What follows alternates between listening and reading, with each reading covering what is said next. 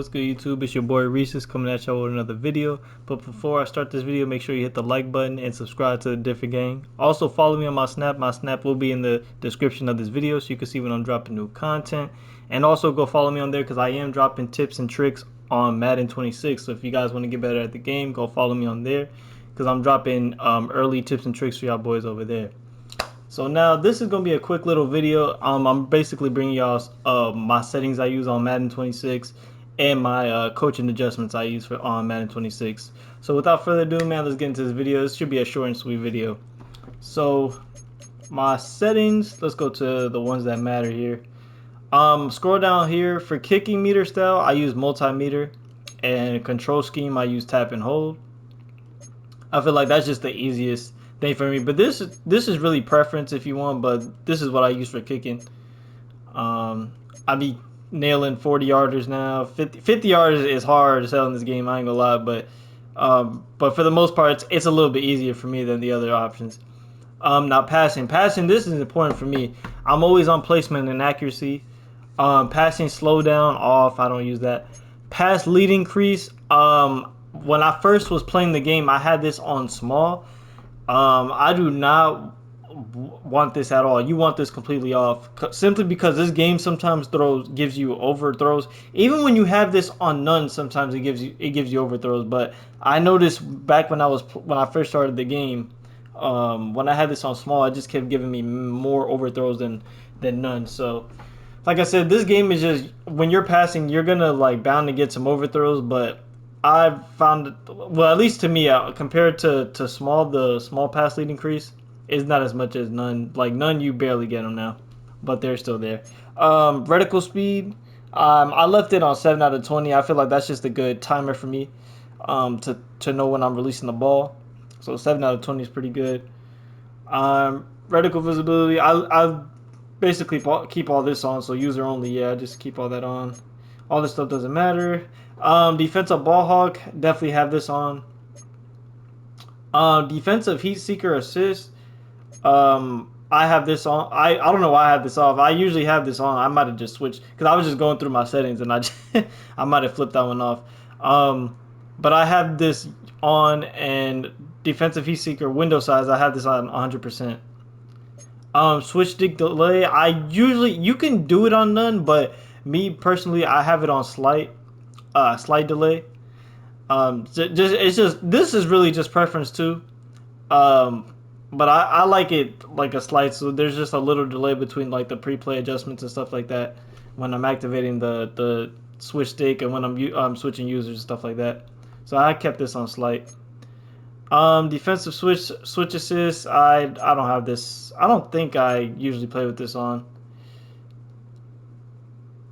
Yeah, I don't. Let me see. When user switches players, I mean, if you guys want to use this is probably going to be a decent feature for y'all too. It says when the user switches players to another defender, user movement will be assisted to prevent them from taking their new player out of the play. But this one I never had on, and I haven't really noticed a difference. But it might help, so I don't know. Maybe I might have to try this one, but for now I'm gonna just leave it off. And I think that's pretty much it for the online stuff. Let's go. Oh, and let's go to, so for accessibility real quick too, for force off motion blurred, you definitely want to put a yes on this, so you won't have like a motion blur when you're playing. That could be really annoying. So if you turn this one on yes, the motion blur will not happen, which is good. And then graphics, yeah, and then the last setting here. For performance mode, I pick favorite performance. Favorite performance to me is the best way to play on here because it just you have the highest possible frame rate you could play on, which is good. And that for me as well too, because I like to stream and record my games, so I like them coming out crispy. But really, when you're playing too, the frame rates don't drop and it's nothing crazy. So yeah, I keep this definitely on performance.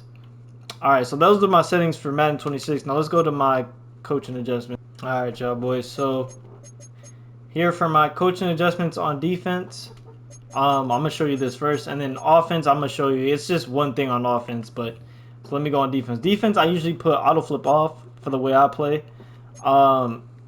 because that way it doesn't have my linebackers and cornerbacks all out position. I really do not like that.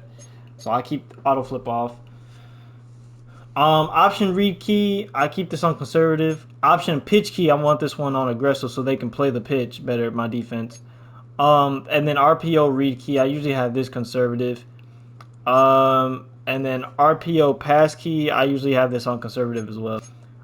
Strip ball, I have this on balance. Tackling, balance. These I don't really mess around too much. Flats, I don't really mess around at all. Curl flats is the only one I mess around with. I usually like mess around, maybe put it like at if I know like my players throwing like them deep corners or like slot, what do you call those, like slot fade routes or routes like that are like going outside, like deep outside routes. I usually put my curl flats on 20, and that kind of helps me stop those plays. But yeah, that's the only one I really mess around with. Or if I'm in like the red zone, I might put my curl flats on 0, or maybe my flats on 0. But usually it's my curl flats. Hooks I don't really mess with. I know some people you could sometimes you could run them on 5. I heard like, or I've seen people run them on 5 and it's pretty good. But I really don't like to mess around with it. Or I've seen people put your hooks on 0 if you want to stop drags.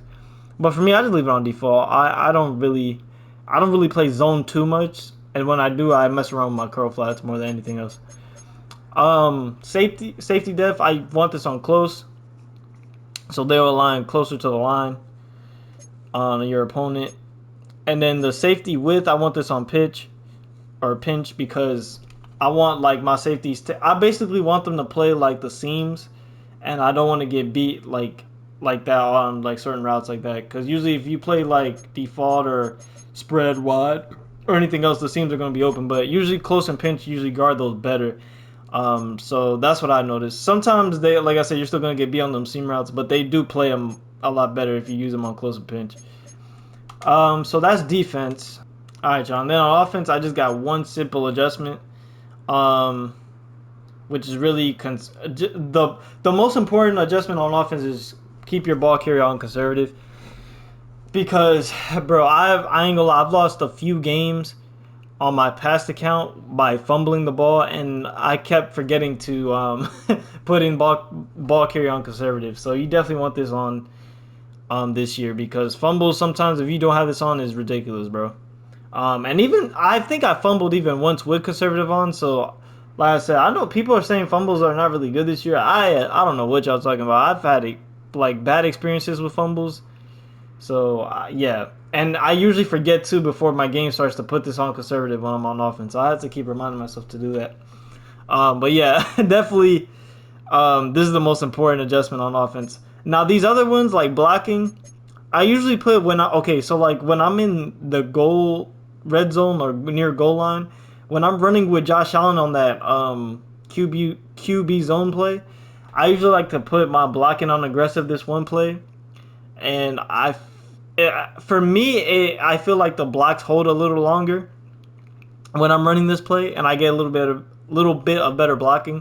So that's another tip for y'all boys if you want to use that. That's the only time I use blocking on aggressive. I just keep this on balance though, because if you forget to take this off too, you're gonna get a lot of penalty calls, like a lot of holding and stuff like that. So you definitely want to remember after that play to go back to balance. I'll leave this on balance. And then the tempo, obviously, I use either true clock or normal. And really, sometimes I just leave my stuff on normal. I will literally just true clock to death, like on you, bro. Like I will literally just true clock like normally on you. I don't really true clock, because if I want to do like adjustments, I feel like I've run out of time. So really, I just play on normal tempo adjustment. I don't even use true clock. Unless I know I won the game and I'm about to kneel and I just want to get out the game, so the clock will move faster. But that's about it. But yeah, boys, those are my settings and my coaching adjustments. Hope y'all boys enjoy. Like I said, you don't have to follow every setting. Just take the ones you like and the ones that work best for y'all. And yeah, man, shout out to everybody who watched, and I'll catch you on the next one, man. I'm out. Peace.